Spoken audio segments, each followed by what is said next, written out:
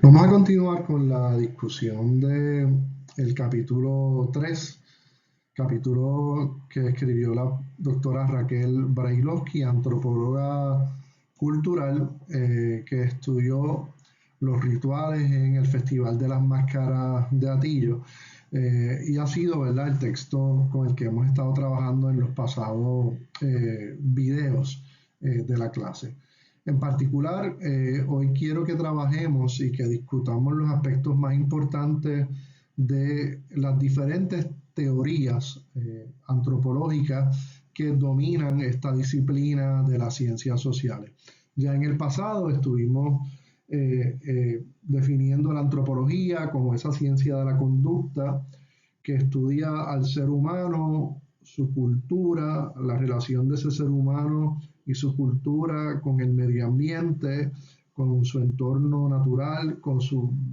vecinos, ya sean estos bandas o tribus, o en el caso actual de sociedades que se han mantenido en lugares remotos aislados, cómo se relacionan estas comunidades mayas en el sur de México con la sociedad moderna industrializada que está dispersa a través de todo el territorio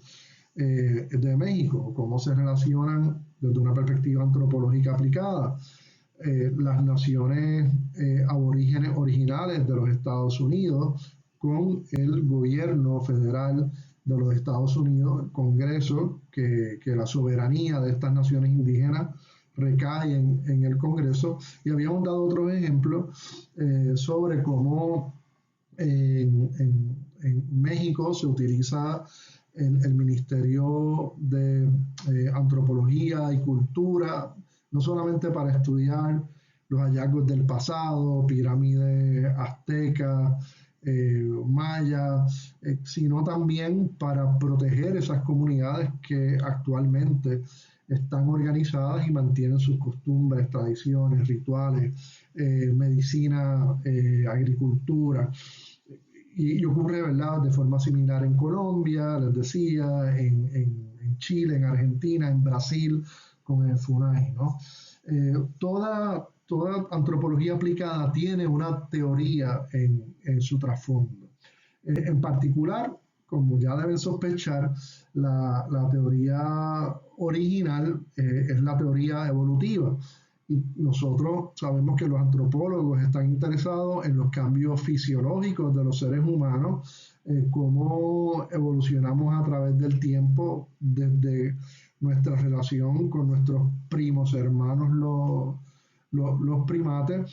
cómo nos adaptamos a diferentes climas templados, tropicales, ecosistemas como la selva o la tundra, cómo esta relación con estos ecosistemas pues pueden cambiar la forma de nuestra nariz en lugares como el altiplano boliviano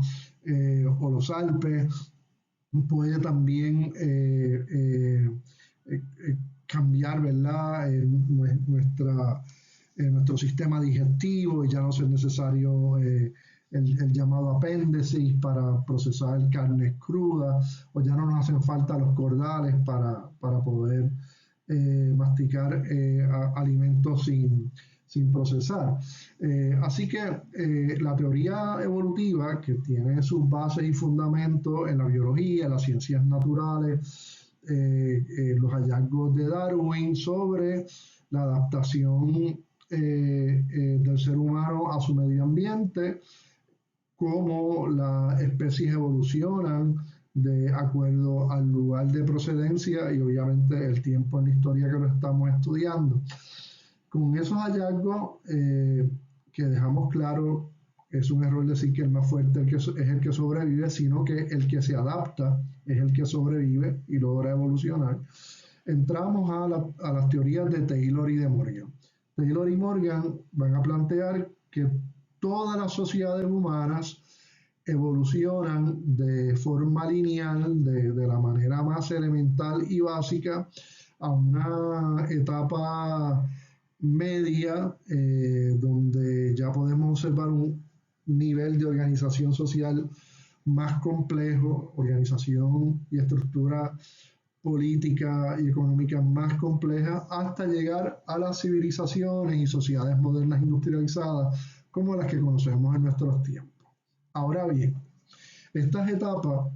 se conceptualizaron, se nombraron en un momento donde había un etnocentrismo y un eurocentrismo predominante. Y usted recordará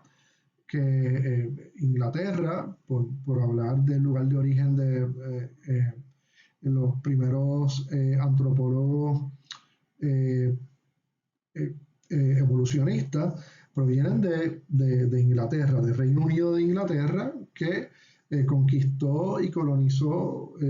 islas en el Caribe, toda la costa este de lo que nosotros llamamos Norteamérica y Canadá, hizo conquistas en el Pacífico, en el Asia, en el África, realizó invasiones en Medio Oriente y esta política imperialista de conquistar y colonizar para extraer recursos naturales, desde minerales, para su proceso de acumulación de capital y también para la industrialización, también se da un proceso de apropiación del conocimiento, de los productos intelectuales de estas bandas, tribus y sociedades, algunas de ellas muy complejas, como la sociedad maya, la sociedad inca, la sociedad azteca, y convertir algunos de esos productos, como por ejemplo los de la medicina maya, en fármacos que tienen un valor de intercambio en el mercado sumamente preponderante, ¿no? Así que Taylor y Morgan ya les advierto, ¿verdad?, que están mirando al resto de las sociedades desde una visión que podemos decir de superioridad. Lo que sabemos es un error y queremos superar ese eurocentrismo y esa idea de que nuestra sociedad está más desarrollada y sus valores y creencias son mejores que las demás. Sin embargo, no podemos negar que esta teoría nos permite contrastarlas con otras, ¿verdad? Ya sabemos que las sociedades aún de caza, recolección, del pequeño huerto que llamamos hortícola, las sociedades pastoriles, que también eran nómadas, tenían algún nivel de organización social, no tenían una religión, no tenían un Estado como forma de gobierno centralizado para la organización política, pero sí, por medio de relaciones de parentesco, podían tener un líder, podían tener una figura que interpretara las creencias espirituales, animistas, y habían acumulado ciertas destrezas y conocimientos sobre qué insectos podían consumir,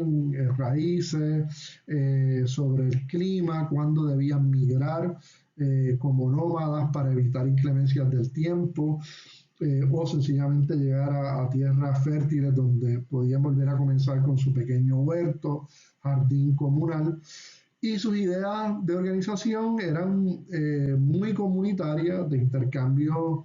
de la caza, la pesca, el producto del pastoreo, de forma igualitaria. Todos se alimentaban, desde los recién nacidos, los que se habían tenido que quedar en el refugio, en la cueva o en la tienda de campaña, porque en el momento en que no hubiera caza o pesca, eran esos recolectores de insectos, semillas, frutas, quienes alimentaban a los demás. Este tipo de sociedad que, ¿verdad?, de esta forma era llamada salvaje, pues vemos que tienen unos valores y unas creencias bien igualitarias que hoy en día nosotros admiramos mucho, ¿no? Y nos parecería que los salvajes son otros, ¿verdad? Pero estos son los conceptos que utilizan los evolucionistas cuando se está fundando la antropología. En las sociedades bárbaras, ellos observaban aquellas que habían logrado evolucionar a través del tiempo, superar enfermedades, superar desastres naturales, obviamente, invasiones y explotación de otras tribus, ¿verdad?, que ya habían logrado un nivel de desigualdad en la que había una familia real que podía ser patriarcal o matriarcal, en el caso de las emperatrices faraónicas, son sociedades matriarcales dirigidas por mujeres igual de crueles y de esclavistas que podían ser los faraones varones.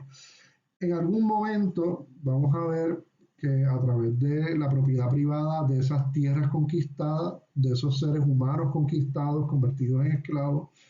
y de ese linaje donde tenemos personas que vienen de la misma descendencia, pero que no todos pertenecen a la familia real, la nobleza, la aristocracia, esos seres humanos son convertidos en siervos, comparten la religión oficial de ese reinado, reconocen ese reinado como autoridad, no son explotados como los esclavos, pero su capacidad para ser libre, tomar decisiones políticas, es ninguna, son simples siervos que se van a conformar a eso porque por lo menos no son esclavos y tienen algunas libertades y participan de rituales y costumbres igual que la clase dominante. En estas clases bárbaras ya tenemos la gran agricultura, la agricultura de grandes extensiones territoriales, ya tenemos alguna tecnología de riego, obviamente el arado, la domesticación de la bestia de tiro para tirar del arado. Hay acumulación que permite una distribución desigual. Bueno, pues a esos religiosos, que son los que me promueven la ideología y los rituales para yo dominar el resto de la sociedad, yo los voy a alimentar, yo los voy a vestir, yo los voy a tener un lugar, ¿verdad?, de vivienda apropiado para que continúen ejerciendo sus funciones. A los militares que vigilan tanto a los esclavos y siervos para que no se rebelen, como nos protegen de invasiones e incursionan y conquistan otras sociedades, tengo que mantenerlos alimentados, tengo que mantenerlos uniformados, tengo que darle tecnología, bestias de tiro, carruajes, armas, ¿verdad?, para que puedan ejercer sus funciones. Así que estas sociedades que llamamos bárbaras, pues no necesariamente tenían una forma de conocimiento que fueran a permitir un ejercicio democrático o que se escogieran entre más de una religión, sino que se trataba, ¿verdad?, de regímenes que hoy llamaríamos autoritarios, donde hay una sola religión, un solo grupo que gobierna y la libertad de los individuos era bien limitada. Sobre las sociedades civilizadas, pues ahí las vamos a tener desde las sociedades griegas, romanas, la evolución de las sociedades faraónicas en Egipto, en lo que hoy nosotros llamamos Irak, Irán, Turquía, que habían logrado además tener una forma de gobierno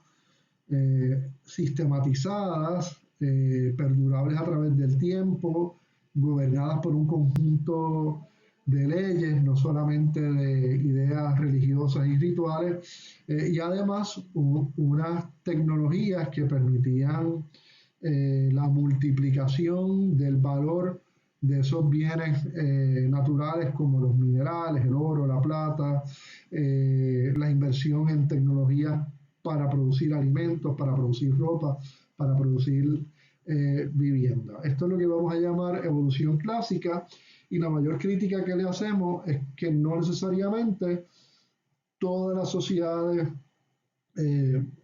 aborígenes, originales, evolucionan en la misma dirección y con los mismos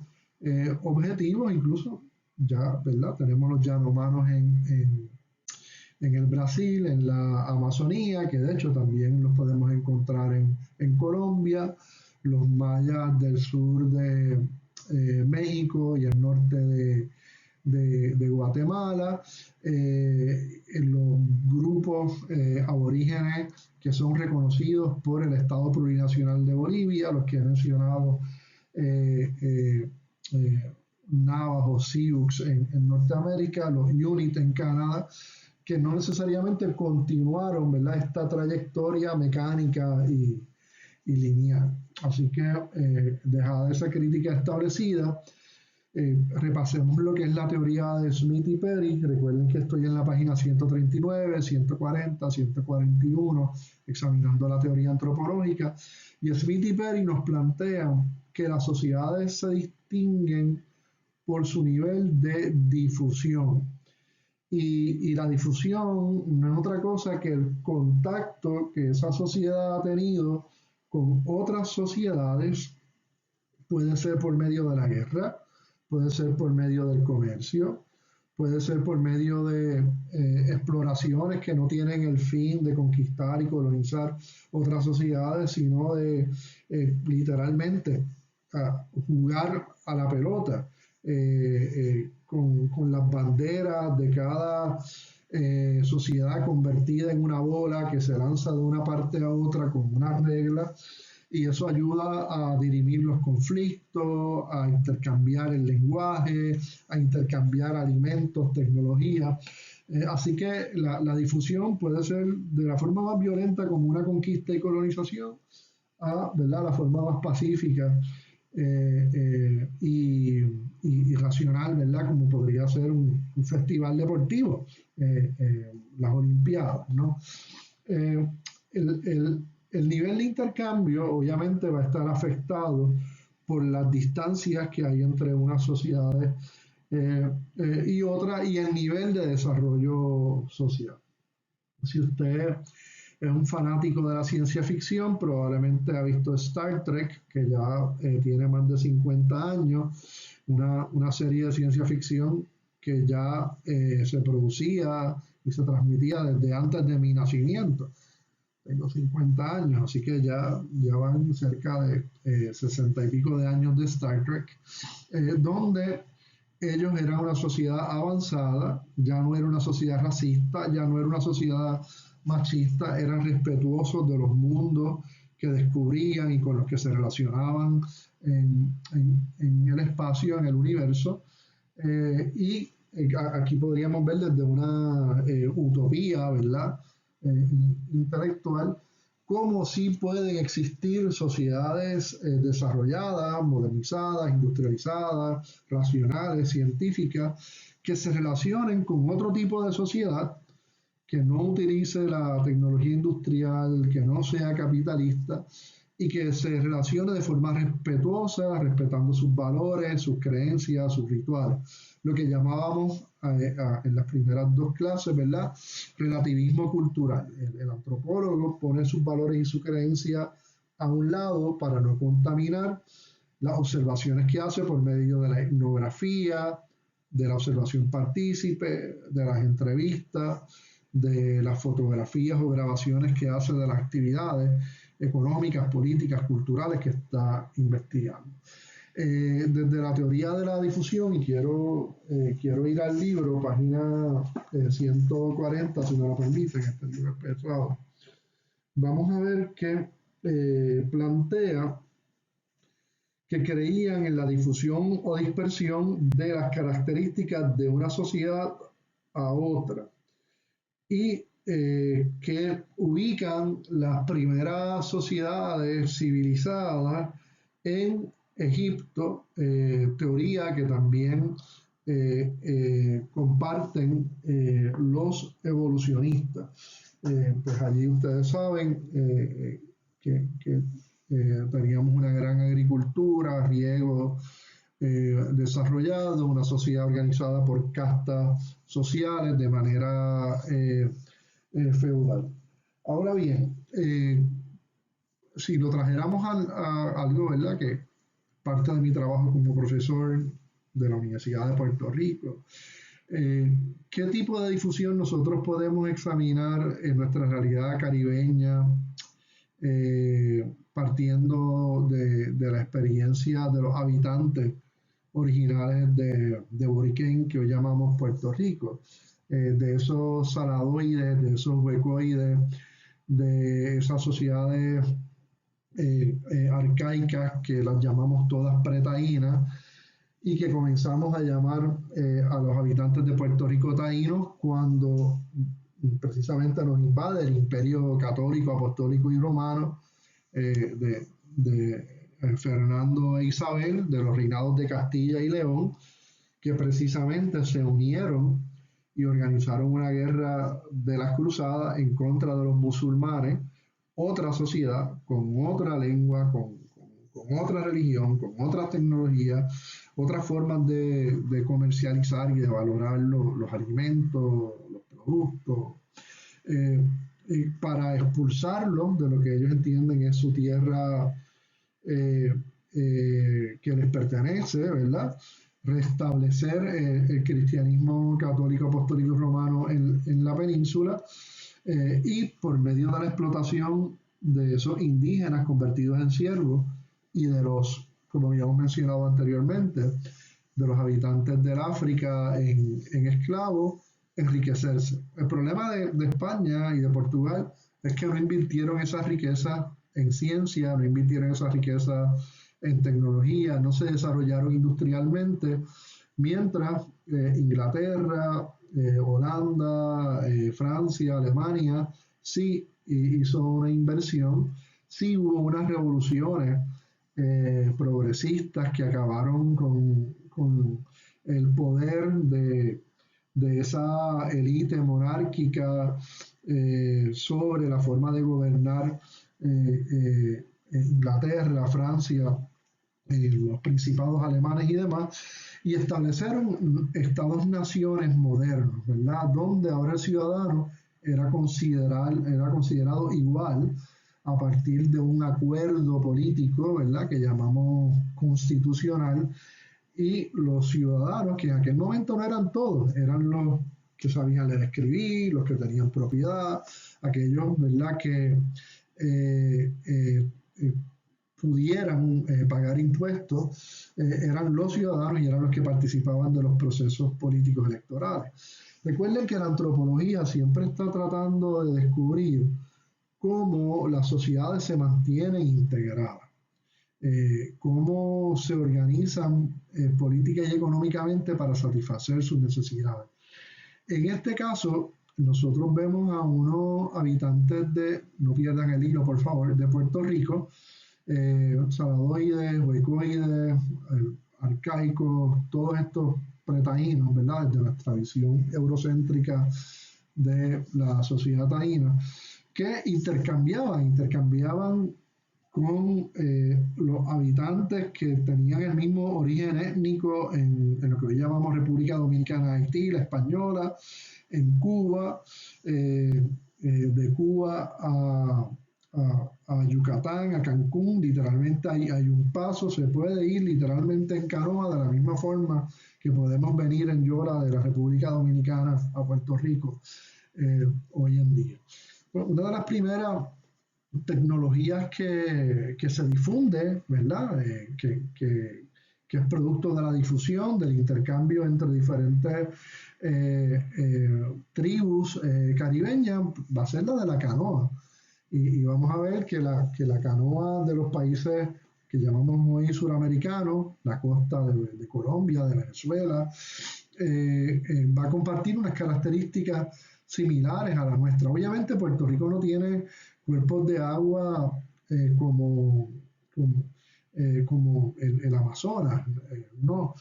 o el río Magdalena en Colombia, pero sí vamos a tener un tipo de transportación acuática bastante parecida a lo que nosotros llamamos hoy en día kayaks, que se producían utilizando el mismo tipo de herramienta y siguiendo el mismo tipo de diseño. Y probablemente ocurrió cuando una de esas canoas, ¿verdad?, llegó abordada por habitantes de otras islas o del continente suramericano y comenzamos a reproducir ese tipo de tecnología. Lo mismo va a ocurrir con antídotos para prevenir la muerte de envenenamiento, lo mismo va a ocurrir con la presencia de especies de la flora y la fauna, y también va a explicar algunos hallazgos, lo van a ver en los videos que les comparto en la página de Moodle, de especies más parecidas al guanacaste o al loro centroamericanos, suramericanos, que a nuestra catorra, ¿verdad? Lo que le estoy hablando es que los dofusionistas, ¿verdad? Sí entendían que podía darse algún tipo de intercambio no lineal, ¿verdad?, entre diferentes sociedades y eso iba a enriquecer a las culturas. Se veía de una manera bien positivista. Otro tipo de teórico clásico lo vamos a encontrar en Kroeber, Lowy y Frank Boas. A los que les interesa mucho la antropología, Frank Boas es uno de los padres de esta disciplina y entienden que cada sociedad se debe estudiar por sus propios méritos, desde sus propios artefactos, su propia lengua, y es lo que llamamos la teoría particularista histórica. Nos enfocamos en los límites territoriales de los habitantes de azteca, maya, inca o saladoides, huecoides, llamados taínos, y sin pretender, ¿verdad?, examinar si están más o menos desarrollados, sin pretender forzar una traducción de una lengua a otra, que las mismas palabras o símbolos tengan el mismo significado, que los artefactos tengan los mismos usos, que los procesos religiosos y políticos sean similares o comparables. No estamos empeñados, ¿verdad?, sino en que se respete cómo cada una de estas sociedades desarrolló su propia cultura, su tecnología y formas de organización. Obviamente, los hallazgos que hagamos desde el particularismo histórico de cada sociedad nos va a ayudar a hacer comparativos, pero comparativos teniendo conocimiento concreto del artefacto y el significado, la organización religiosa y sus funciones o política o económica en cada una de estas sociedades y la contribución de el particularismo histórico pues también va a ayudarnos a vencer el eurocentrismo y nos va a ayudar a vencer el eurocentrismo y el etnocentrismo. Otras teorías antropológicas lo va a ser la teoría de la ecología cultural, que se enfoca en cómo el medio ambiente afecta la adaptación humana al mismo. Y no solamente me refiero a, digamos, la forma de la nariz en lugares donde hay menos oxígeno, el altiplano suramericano, los Alpes en Europa, o los hábitos de alimentación de quienes viven en el litoral costero versus los que viven en una tundra o en un desierto, sino en cómo es posible una multievolución de las comunidades. White y Stewart entienden que cada grupo humano posee su propia historia, sus propios hallazgos racionales, su propio cuerpo de conocimientos, y que a partir de esas experiencias y conocimientos, ¿verdad?, van a evolucionar en diferentes rumbos. Y obviamente, con qué otras sociedades han compartido, comerciado, migrado, y parte de esa multievolución va a ser esa combinación de factores, ¿no? Otra teoría también bastante contemporánea es la cultura de la personalidad, y se enfoca en el desarrollo de los individuos para reconstruir cómo la sociedad se organizó por medio de normas y de mores. Mores son esas ideas del mundo ideológico, ¿verdad?, como las que están en contra del incesto. Y recuerden que las primeras sociedades de caza, recolección, hortícola, pastoriles, no condenaban el incesto, no tenían un mito incestuoso, y la reproducción entre diferentes hombres con la misma mujer no implicaba ninguna conducta inmoral, tampoco obligaba a una paternidad o maternidad como nosotros la conocemos hoy en día, porque todos los miembros de la tribu participaban del cuidado y la protección de esos recién nacidos, de esos infantes que van a contribuir a buscar los alimentos, a construir refugios, en la migración nómada y explorar otros lugares para satisfacer sus necesidades básicas, ¿no? Así que la teoría de la cultura y la personalidad va a mirar la conducta individual. Es algo así como una antropología psicológica, donde queremos examinar a través de la experiencia de cada individuo, posteriormente cómo se organizó la familia, cómo se organizó la religión, cómo se organizó el sistema de gobierno político. En este caso, ¿verdad? Sería interesante que ustedes también leyeran los trabajos sobre Margaret Mead, que estudió la isla de Samoa y en particular examinó cómo los jóvenes construían su propia identidad sexual a partir de unas experiencias muy diferentes a las que conocíamos en Europa o que conocíamos en las Américas. Y es que ella documenta que no existe tal cosa como una edad o etapa de adolescencia en estas tres comunidades de Samoa que ella estudia. Tampoco hay valores sobre la belleza que exalten el papel de la mujer y que la mujer se tenga que enfocar en cumplir determinado papel como si fuera una recompensa del hombre,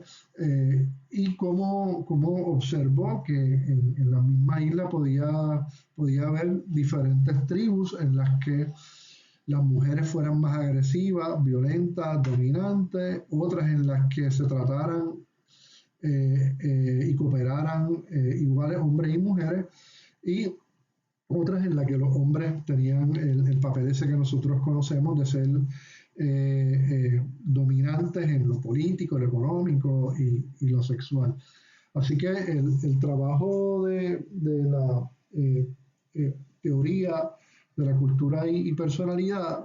tiende a enfocarse en esa conducta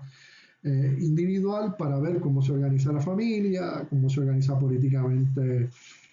una tribu, o podría ser una civilización también, ¿no? En la página 142 y 143, la autora Raquel Brailovsky nos resume brevemente los hallazgos de Julian Stewart. Julian Stewart es un antropólogo norteamericano que utilizó la teoría de la ecología cultural para examinar la sociedad puertorriqueña. Y él encuentra que en Puerto Rico existen varias, lo llaman subculturas, o varios grupos sociales, económicos y políticos que comparten la identidad puertorriqueña, el territorio puertorriqueño, pero que tienen prácticas y costumbres que se pueden diferenciar.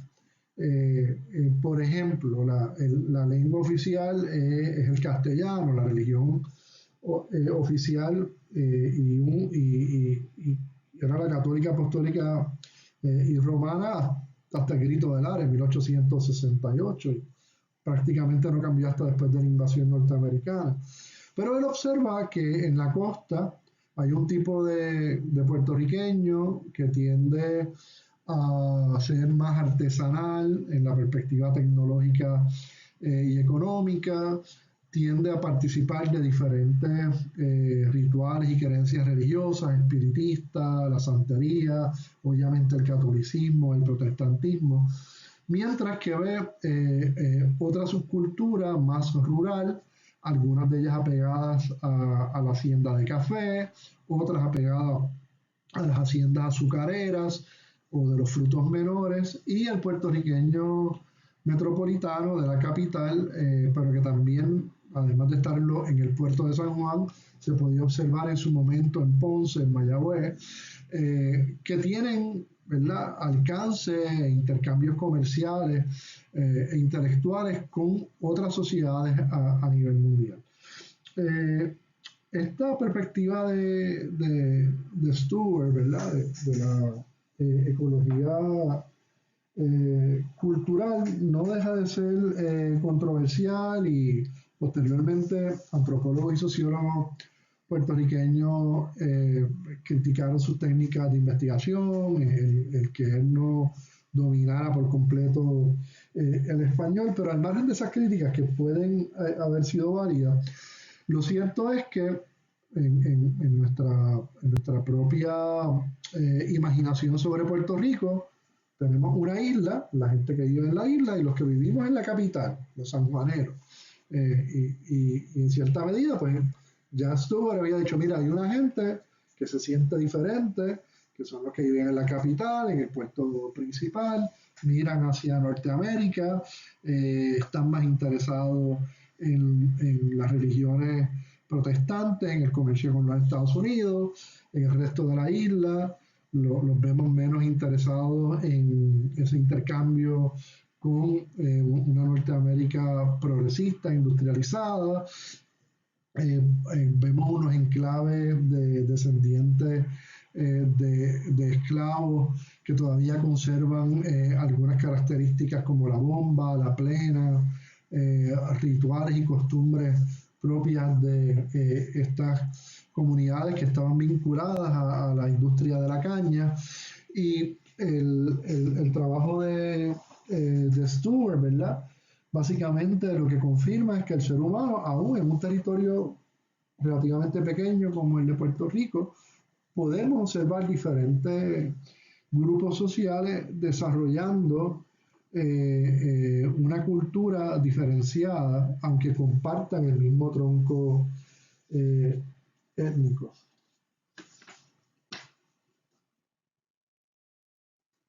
¿Qué les puedo decir? Voy a terminar con la teoría que podemos decir es dominante, que es el funcionalismo de Malinowski. Branislaw Malinowski tiene un foro sobre la contribución de este antropólogo europeo a la disciplina, y vamos a ver también en los últimos minutos cómo el funcionalismo evolucionó en lo que llamamos funcionalismo estructural. ¿Qué concluye Malinowski? Que todas las sociedades tienen unas necesidades que satisfacer, y que en función de satisfacer esas necesidades crean unas estructuras sociales, ¿verdad? Así que tenemos necesidades básicas como la alimentación, como mantenernos integrados para protegernos de otras sociedades, desastres naturales, epidemias que afecten la salud, ¿verdad?, la sobrevivencia, mantener la unidad del grupo, la identidad,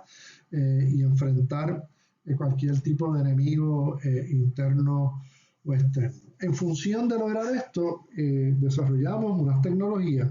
la agricultura, desarrollamos la industrialización y el capitalismo para eliminar la esclavitud, eliminar la servidumbre. Creamos sistemas de gobierno donde hay separación de ideologías religiosas y el Estado. Dotamos a todos los seres humanos de unos principios y unos valores igualitarios frente a una constitución, que es lo que nos une. Y estas necesidades, ¿verdad? Las vamos a llamar las derivadas, ¿verdad? Las que nos inventamos para poder satisfacer las necesidades básicas. Y finalmente vamos a ver las necesidades integrales o integrativas, también las llama Malinowski, que son las estructuras sociales, económicas y políticas que nosotros creamos para producir los alimentos. En este caso, el capitalismo como una forma de asegurar la libertad de los seres humanos. En otros casos, ¿verdad? Como ocurrió en la Unión Social de República Socialista Soviética, el comunismo, como todavía ocurre en Cuba, donde a partir de estas ideas creamos unas reglas, unas normas, tenemos un sistema político centralizado que llamamos Estado, e imponemos esas normas. Por ejemplo, la norma de la propiedad privada en el capitalismo o la norma de la no propiedad privada y la redistribución de toda la riqueza en el comunismo, ¿verdad? Dos ejemplos que se encuentran en los extremos.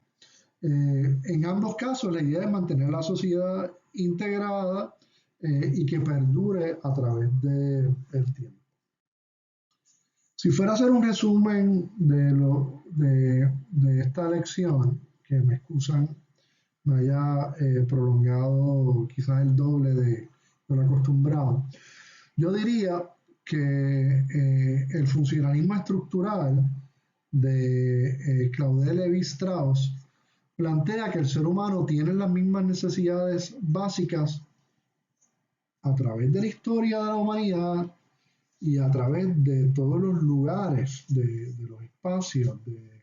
los ecosistemas en el mundo. Así que todo ser humano tiene las mismas necesidades básicas y desarrolla unas respuestas similares. Respuestas, aunque no estamos de acuerdo con ella, pero sabemos que hubo un momento de abandonar el intercambio recíproco y comunitario de cazadores, recolectores y pescadores. ¿A qué? A la gran agricultura, la sociedad agrícola, la privatización de la tierra por medio de la conquista y colonización, la privatización de los seres humanos para convertirlos en siervos y o en esclavos.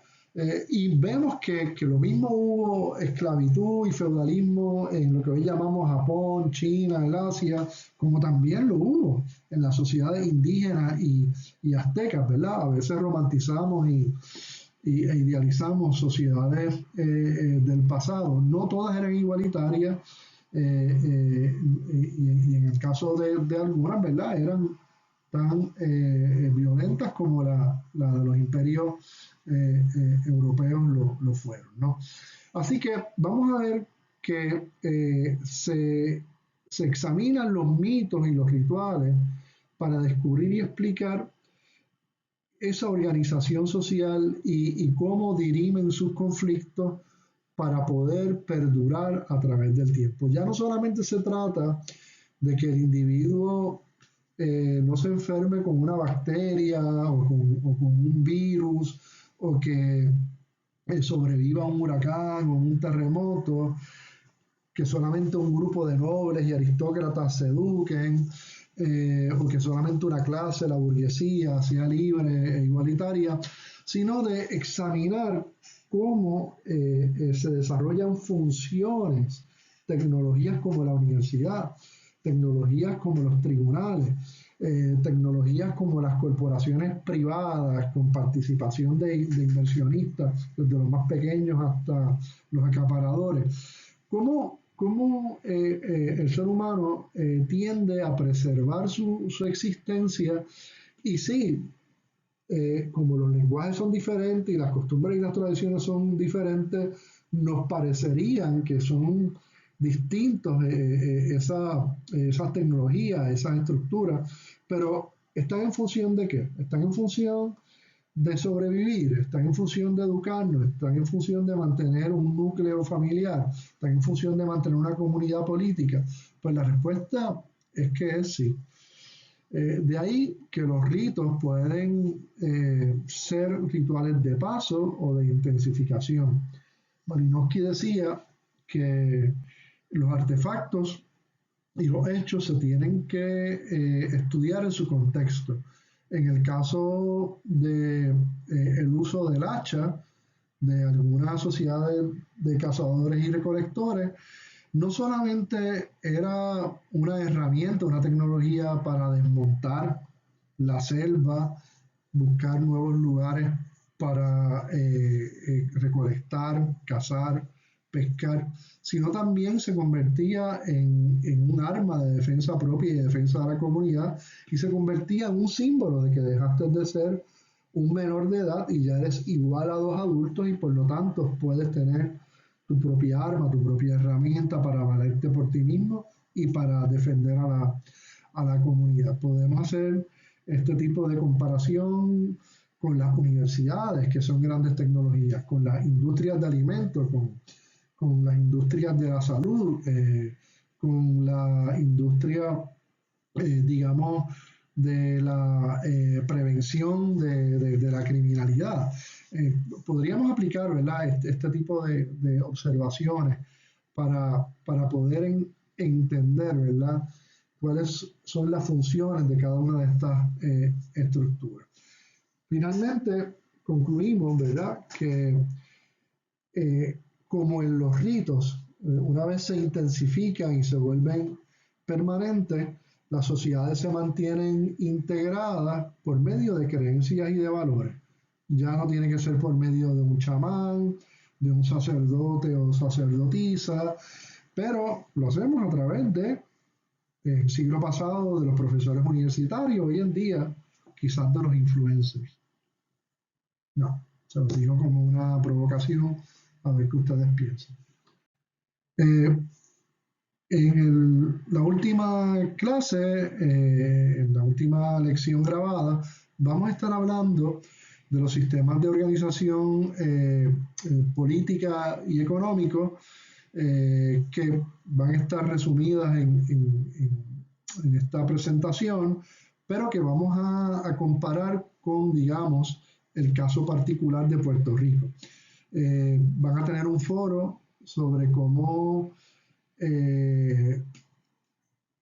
protagonistas de nuestra historia, Luis Muñoz Marín, Pedro Albizu Campos, tienen la misma meta de proteger y crear una sociedad puertorriqueña con su propia identidad, cultura, pero a su vez tienen diferencias económicamente sobre cómo se debe lograr eso, y también cómo se comparte una identidad, pero las formas de defender esa identidad también se expresa de manera diferente. Finalmente vamos a tener un foro sobre el tema del colonialismo en Puerto Rico. Es un foro en el que yo participo, que debato con el actual gobernador Pedro Pierluisi y otro amigo soberanista, Iván Rivera, que es analista político y abogado, donde discutimos el tema de la identidad puertorriqueña, la cultura puertorriqueña, la ciudadanía que ostentamos hoy en día norteamericana y obviamente los problemas de desigualdad económico y político que tenemos. Así que junto con estos foros estaremos discutiendo estos temas próximamente. Muchas gracias.